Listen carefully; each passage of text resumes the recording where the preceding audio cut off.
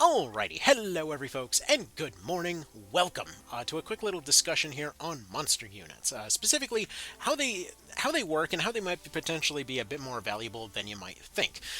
Because these guys, and I ran a poll on this just yesterday, are generally viewed as sort of like bottom of the barrel, like scraping the bottom of the barrel garbage type of options, because typically it's seen that any monster unit really wouldn't hold up to any human unit in any normal circumstance. Essentially being a situation where they're good at one or two things, typically don't have a whole lot of health going on, with some exceptions, and aside from stuff like the behemoths, Tiamats, all that kind of thing, the kind of super dungeon type of units, typically they're not going to be powerhouses on paper. But I want to point out their role as something oddly specific, something that you may have potentially run into before if you happen to have played XCOM. These guys are basically shivs. They're replaceable self-replicating units. Okay, the self-replicating part and basically being free part is more an FFT thing than an XCOM thing, but still, the idea is that they're basically drones. That they're good at one particular thing, and oftentimes that one particular thing is something that doesn't come up that often. And additionally, I don't know if many realize just how available these guys actually are, because they are basically free. So let's go ahead and start there. First and foremost, if you are not familiar with how monster units work, basically there's two ways to get them. One of them is going to be when you get Boko, that he will just go and just absolutely spawn spawn more and more chickens basically every few days until your party is full. Now, that is meant to introduce you to the mechanic, but it doesn't really tell you the full story.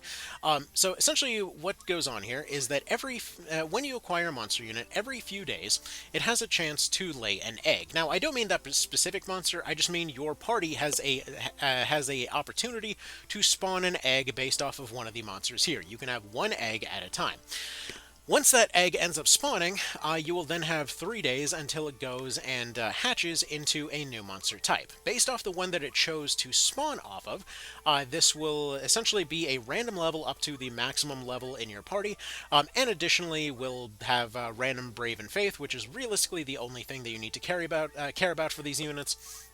But also, as far as tier goes, it's able to be one tier higher or one tier lower. So this means that like tier 2s are able to spawn everything. Tier 3s are able to. Actually, no, I think it's all tiers lower and then the same or higher. But for example, a tier 2 or tier 3 could spawn a tier 3, but a tier 1 could not. Now, as far as these units go, though, this means that as soon as you acquire one of their variants, you have access to all three of their variants, including if, for example, you're going to poach them. You can poach your own monsters. I think most know that.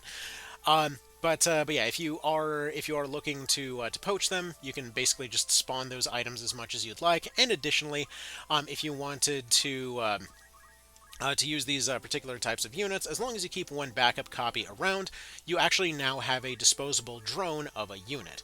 And a lot of their abilities, especially once they get to the tier 3 versions, are a lot better than many potentially realize. Like, typically the first one is going to be the common variant, the second one is going to be some weird meme variant. Like, for example, the Steelhawk over here begs for money. Not very useful. But then you get to the Cockatorus, which, just call it a cockatrice. Cockatorus sounds like it's trying to mix two different sets of privates at the same time. But either way, as far as this one goes, their beak ability has a really potentially high chance to petrify something on top of a really high movement frame. So essentially a unit that's oftentimes able to end a fight within a couple of turns, depending on odds. And I've seen those odds go up to like 73% as far as their petrification goes. Because these odds to hit, I don't know exactly what things scale off of what, but basically, Brave and Faith is really the only stuff you need to care about for these guys. Their stats, or their levels, will make their health bar go up, but their health is really never going to be too crazy, with a couple of exceptions. So for the most part, as long as they have decent Brave and Faith, you can just send them out. Additionally, you don't actually have to worry about ever grinding these guys up, because they'll oftentimes spawn in at the max level of your party. Like, it will pick anything from your bottom to your highest, but oftentimes they will spawn in with pretty high levels. So, like, these guys all spawned in around the middle. This guy is at a 13, but he already has quite the kill count. These guys spawned in around the 20s. This guy just spawned in at a 26, and I believe the highest in our party right now is a 28. And basically anything that you can use any monster unit that you can use the persuade mechanic on will be able to multiply this way. How exactly a skeleton is breeding, I don't know.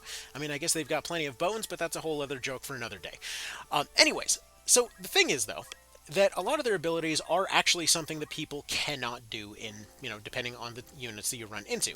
For example, one of my personal favorites are the vampire cats. Their blaster thing over here is basically like, if just imagine one of Beowulf's sword abilities, except it takes no MP, it takes no time, it takes no anything. It essentially is just going to be a stop/petrify coin flip, more or less. So we're going to get into a fight here to show some of these off. But these are surprisingly good, and in fact, in a lot of cases, these monster units, you should try thinking less of using them in a sort of like fully optimized, got to get all of your DPS kind of situation in type of sense, and more of they're just a useful kind of tool for a lot of different things. So, like, let's say these cockatrices are very, very good for getting you, essentially getting you wins before the fight's even started. Stuff like the black chacos are often underappreciated, I feel, because they're basically able to let any character fly. And you might say, hey, yeah, but I can use boots for that. I can use spells for that. Sure, you can, but also you can't. So, or you can also not, rather. So, like, let's say in this particular case, you can dedicate somebody to having a gauntlet instead of those boots, or, just basically not have to dedicate their equipment in order to fly around. Or you have somebody with basically no movement at all, and you just combine them with a chicken, you send the chicken out, chicken takes a couple hits for them, and, they're not going to be hyper tanking anything, but they still can take a hit or two. And so there's situations where you might have them dismount in order to be able to recover, take a little bit of an extra turn, essentially giving you almost like a free boost there, free little health boost temporarily. You have that already existing huge movement range on them. You've got stuff like these birds here that actually have pretty decent evasion on top of a counterattack, on top of a instant kill petrification move. You've got stuff like the cats with their long range stop petrify laser. I mean, there's a decent bit of options here.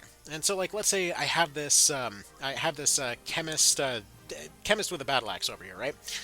And so her whole thing is just charging up with a battle axe. It's stupid, but it's funny, and I wanted to do it, right? So she can just hop on that chicken and get into position a lot easier without having to worry about building towards movement items. Essentially, this allows you to potentially combine in with more min-maxy type of, or not necessarily min-maxy, but you can specifically build towards, PA, MA, all of that sort of thing. You can fully dedicate to that instead of having to worry about movement and not actually getting those units where they need to go. And sure, you're giving up a party slot, but there's a lot of cases where that may not necessarily be an issue. Like, if you're able to get into position, let's say with a chicken, then potentially that does a lot more value than let's say just having an extra quality unit there. Like, yes, it's less options, but you're more prepared for the situation, if that makes sense. Additionally, these also combine really well with something like a bard, where like re-raise and protect and stuff like that off of Nameless Song allows them to really spam their abilities particularly well. Especially, again, vampire cats. In this particular case, I wanted to show off multiple different unit types, so I didn't have that on hand. I only have the one cat this time around, but still, it's pretty useful. Additionally, I see a lot of praise heaped onto the red Choco for their ability to, do the whole meteor thing. Yeah, all well and good. The black one lets you fly, and that's way cooler. Not to mention the awkward way that they fly is just hilarious to me. So yeah. But yeah, I feel like these are maybe a little bit underappreciated there in terms of their oddly specific uses, or just being used for the purpose of poaching or whatever else. Because, well, they are pretty decent at what they do. They may not necessarily be powerhouses, but, if you want to argue as far as power is concerned, when it comes to dealing with a lot of units, Petrification solves a lot of problems. There's a lot of units that I forget exactly which one of these were mods. Like, I remember some of these were Cerebro mod type specific things, but I think those pickaxe guys actually had a chance to insta-kill, if I'm not mistaken. But again, it's been a bit of a minute, so I might be misremembering on that. I know the pig guys are useful for charming stuff because everybody likes a potbelly pig, but unlike thieves, they're not limited to what gender. They're not limited to one particular gender. There, you've got cases like, again, those cats. I don't think there's any other stop petrify moves. When it comes to petrification here, I don't think there's any kind of chassis for being able to deliver petrification this quickly. Basically able to cross the map and start throwing out coin flips to go and get somebody hopefully taken out. It's not going to work every time, but again, these guys are basically disposable. So if something happens to them, oh well. Like, unlike many of your regular human units and stuff like that, you don't really have to worry if they don't make it back. In fact, in some cases, you may potentially just use that in combination with your whole poaching adventure there, just finishing them off yourself, doing the whole Ornstein and Smo thing, I guess. Anyway. So yeah, the disposability of these guys, the way that they're replaceable, means that you don't have to restart. Since I'm assuming most are going to be restarting, if something goes wrong, you don't have to worry about their irreplaceability. You don't have to worry about losing any grind on them, because you don't need to grind. You don't need to do anything particularly special with them. You just basically get yourself a new unit, and in this particular case, that cat is getting bullied because he's like a third of everything's level here, but he still has pretty decent petrification odds. Once he gets a more kind of upgraded version, I'm sure he'll do a decent bit better. Anyway, so to some degree, is it a gimmick? Sure. But on the other hand, I feel like their ability to kind of slot in for these oddly specific roles is potentially kind of useful. Anyways, that's all I had time for here today. So y'all have yourselves a good one. I gotta get going. And yeah, give them a little bit of a try. You know what?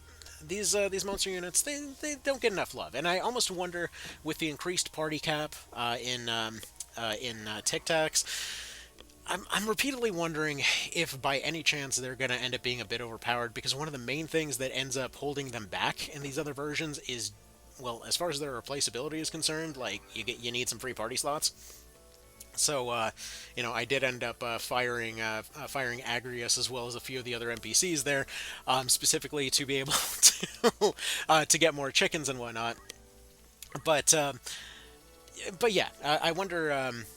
I wonder if we'll maybe see them get a bit more love, because honestly, just that party cap thing really does expand a lot of their options, and potentially maybe will give people more of a realization over, like, they do actually have access to more of these units than they maybe realized at first. All right. Anyway, so y'all have yourselves a good one. Take care. Thank you for stopping by, and I will see y'all next time. Later.